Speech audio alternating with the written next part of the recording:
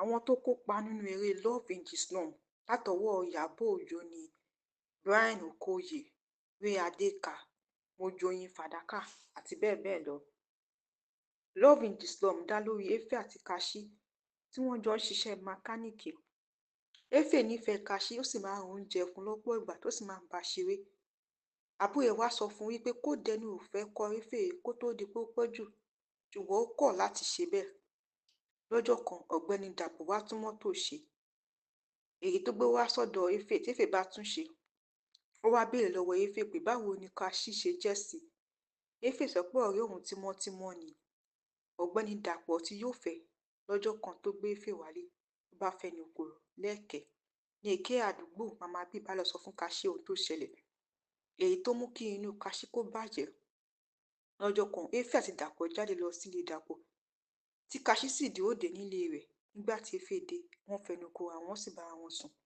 Ìyẹn Efe àti Kashi. Láti ìgbà yẹn ni Kashi ò ti wá síbi iṣẹ́ déédéé mọ́ tí kò sì gbé aago Efe mọ́, ó ní ojú ń tì òun.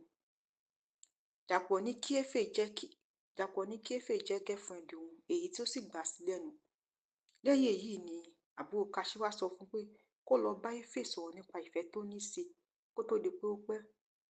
Nígbà tí ó dé ọ̀dọ̀ Efe ó ṣàlàyé fún Efe. Efe sọ pé ó ti bọ́ ọ nítorí pé òun ti ń fẹ́ Dàpọ̀ àti pé àtọjọ́ pípẹ́ lòun ti ń retí kí Dàpọ̀ dẹnu ìfẹ́ kóun ṣùgbọ́n tí kò ṣe èyí. Tóun sì rò pé lọ́jọ́ kan yóò sọ ṣùgbọ́n nígbà táwọn jọ ní nǹkan pọ̀ òun pè lẹ́yìn ìgbà yẹn yóò sọ̀rọ̀ ṣùgbọ́n tí kò ṣe èyí. Dàpọ̀ bẹ Efe pé kó jọ kó fẹ́ òun tí Efe sì gbà tó sì ń ra oríṣiríṣi ẹ̀bùn fún un. Dàpọ̀ sọ pé àwọn jọ máa gbé nílùú òyìnbó ni, èyí tí inú Efe dùn sí. Inú ìbàjẹ́ ni Kashi wà, agídí ló máa fi ń dáhùn kíkí tí Efe bá kí níbi iṣẹ́, èyí tó mú káwọn ọmọọṣẹ́ máa fi ṣẹláyà wípé ó nífẹ̀ẹ́ obìnrin ó kọ̀ láti kọ ẹnu ìfẹ́ sí i. Ẹlòmíràn wá dé wá ń bínú wá ń ka gidi bolẹ̀. Mama B èké àdúgbò sọ fún Kashi ohun tó máa ṣe tí kò wá fẹ́ kí Efe bọ́ ọmọ lọ́wọ́. Lọ́jọ́ kan tí Dàpọ̀ pé Efe wá sílé ni àwọn ọmọ kéékèèké kan bá ṣùbò tí wọ́n sì ń sọ pé Efe nìyá àwọn, èyí tó ya Efe lẹ́nu tó sọ pé òun kò mọ àwọn ọmọ náà rí. Pẹ̀lú ìbínú ni Dàpọ̀ fi kúrò níbẹ̀ tó sì fi òpin sí ọ̀rọ̀ ìfẹ́ òun àti Efe. Inú ìrònú ni Efe wà tí Kashi wá sílé rẹ̀ láti wá tù nínú. Òpẹ́ náà ni Dàpọ̀ wá wọlé tó sì wá bẹ̀ pé kó dáríjì òun. Ipò ọkàn òun sọ pé àwọn kan ló rán àwọn ọmọ náà wá láti dà àárín wọn rú. Efe sọ fún ọ̀rẹ́ wípé ọkàn òun wà lọ́dọ̀ Kashi ó sì lè jẹ́ pé Dàpọ̀ ń gbìyànjú fóun tó sì ra oríṣiríṣi nǹkan mèremère fóun.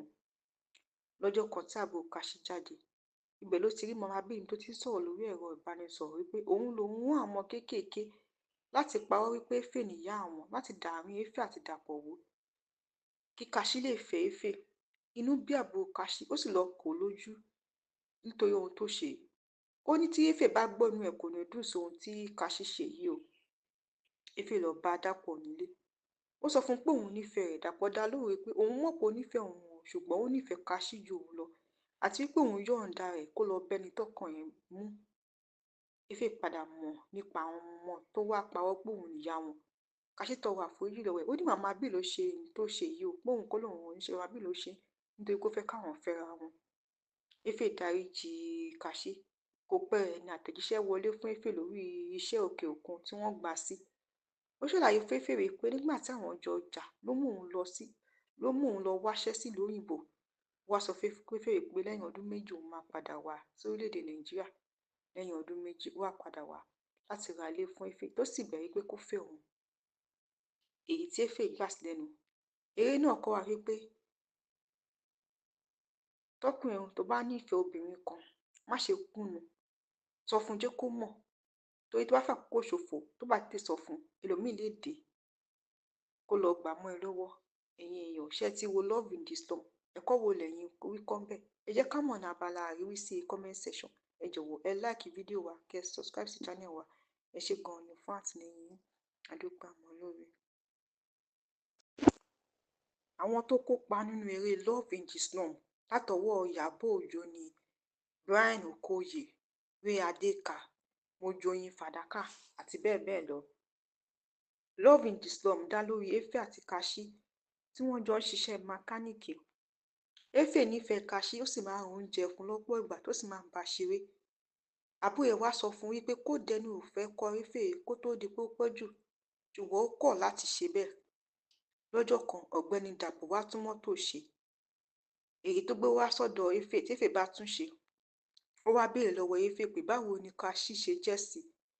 Éfè sọ pé ọ̀rẹ́ òun tímọ́tímọ́ ni ọ̀gbẹ́ni Dàpọ̀ tí yóò fẹ́.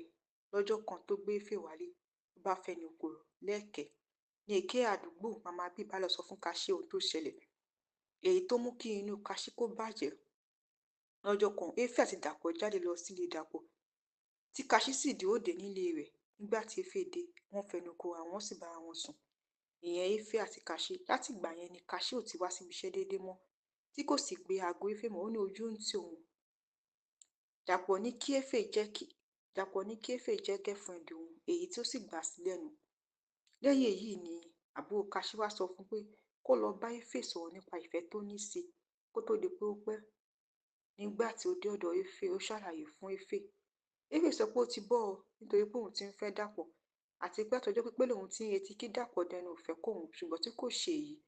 Tóun sì rò pé lọ́jọ́ kan yóò sọ, ṣùgbọ́n nígbà táwọn jọ ní nǹkan pọ̀ òun pè lẹ́yìn ìgbà yẹn yóò sọ̀rọ̀, ṣùgbọ́n tí kò ṣe èyí. Dàpọ̀ bẹ Éfè pé kó jọ kó fẹ́ òun, tí Éfè sì gbà tó sì ń ra oríṣiríṣi ẹ̀bùn fún un. Dàpọ̀ sọ pé àwọn jọ máa gbé nílùú òyìnbó ni, èyí tí inú Éfè dùn sí. Inú ìbàjẹ́ ni Kaṣí wà, agídí ló máa fi ń dáhùn kíkí tí Éfè bá kí níbi iṣẹ́, èyí tó mú káwọn ọmọọṣẹ́ máa fi ṣe láyà wípé ó nífẹ̀ẹ́ obìnrin, ó kọ̀ láti kọnu ìfẹ́ sí i. Ẹlòmíràn wá dé wá ń bínú, wá ń ka gidi bolẹ̀. Mama B èké àdúgbò sọ fún Kaṣí ohun tó máa ṣe tí kò wá fẹ́ kí Éfè bọ́ ọmọ lọ́wọ́. Lọ́jọ́ kan tí Dàpọ̀ pé Éfè wá sílé ni àwọn ọmọ kéékèèké kan bá ṣùbò tí wọ́n sì sọ pé Éfè nìyá àwọn, èyí tó ya Éfè lẹ́nu tó sọ pé òun kò mọ àwọn ọmọ náà rí. Pẹ̀lú ìbínú ni Dàpọ̀ fi kúrò níbẹ̀ tó sì fi òpin sí ọ̀rọ̀ ìfẹ́ òun àti Éfè. Inú ìrònú ni Éfè wà tí Kaṣí wá sílé rẹ̀ láti wá tù nínú. Òpẹ́ náà ni Dàpọ̀ wá wọlé tó sì wá bẹ̀ pé kó dáríjì òun. Ipò ọkàn òun sọ pé àwọn kan ló rán àwọn ọmọ náà wá láti da àárín wọn rú. Éfè sọ fún ọ̀rẹ́ wípé ọkàn òun wà lọ́dọ̀ Kaṣí, ó sì lè jẹ́ pé Dàpọ̀ ń gbìyànjú fóun tó sì ra oríṣiríṣi nǹkan mèremère fóun. Lọ́jọ́ kan tí àbúrò Kaṣí jáde, ibẹ̀ ló ti rí Mama B tó ti sọ̀rọ̀ lórí ẹ̀rọ ìbánisọ̀rọ̀ wípé òun lòun rán àwọn ọmọ kéékèèké láti parọ́ wípé Éfè nìyá àwọn, láti da àárín Éfè àti Dàpọ̀ wú kí Kaṣí lè fẹ́ Éfè. Inú bí àbúrò Kaṣí ó sì lọ kò lójú nítorí ohun tó ṣe. Ó ní tí Éfè bá gbọ́ inú ẹ̀ kò ní dùn sí ohun tí Kaṣí ṣe yìí o. Éfè lọ bá Dàpọ̀ nílé. Ó sọ fún pé òun nífẹ̀ẹ́ rẹ̀. Dàpọ̀ dá lóhùn pé òun mọ̀ pé ó nífẹ̀ẹ́ òun o, ṣùgbọ́n ó nífẹ̀ẹ́ Kaṣí ju òun lọ àti wípé òun yọ̀ǹda rẹ̀ kó lọ bẹ́ni tọ́kàn ẹ̀ mú. Éfè padà mọ̀ nípa àwọn ọmọ tó wá parọ́ pé òun nìyá wọn. Kaṣí tọrọ àforíjì lọ́wọ́ ẹ̀. Ó ní Mama B ló ṣe ohun tó ṣe yìí o, pé òun kọ́ lòun ò ní ṣe, Mama B ló ṣe nítorí pé ó fẹ́ káwọn fẹ́ra wọn. Éfè dáríjì Kaṣí. Kò pẹ́ rẹ̀ ni àtẹ̀jíṣẹ́ wọlé fún Éfè lórí iṣẹ́ òkè òkun tí wọ́n gbà sí. Ó ṣàlàyé fún Éfè wípé nígbà tí àwọn jọ jà ló mú òun lọ wáṣẹ́ sílùú òyìnbó. Wá sọ fún Éfè wípé lẹ́yìn ọdún méjì òun máa padà wá sí orílẹ̀-èdè Nàìjíríà. Lẹ́yìn ọdún méjì wá padà wá láti ra ilé fún Éfè tó sì bẹ̀ wípé kó fẹ́ òun, èyí tí Éfè gbà sí lẹ́nu. Eré náà kọ́ wa wípé tọkùnrin tó bá nífẹ̀ẹ́ obìnrin kan má ṣe kùnú, sọ fún, jẹ́ kó mọ̀, torí tó bá fàkókò ṣòfò tó bá tètè sọ fún ẹlòmíì lè dé kó lọ gbà mọ́ ẹ lọ́wọ́. Ẹ̀yin èèyàn ṣé ti wo Love in the Storm? Ẹ̀kọ́ wo lẹ̀yin rí kọ́ ńbẹ̀? Ẹ jẹ́ ká mọ̀ ní abala àríwísí comment section. Ẹ jọ̀wọ́ ẹ like fídíò wa, kẹ́ subscribe sí channel wa. Ẹ ṣé gan-an ni fún àtìlẹ́yìn yín. A dúpẹ́ àmọ́ lóore.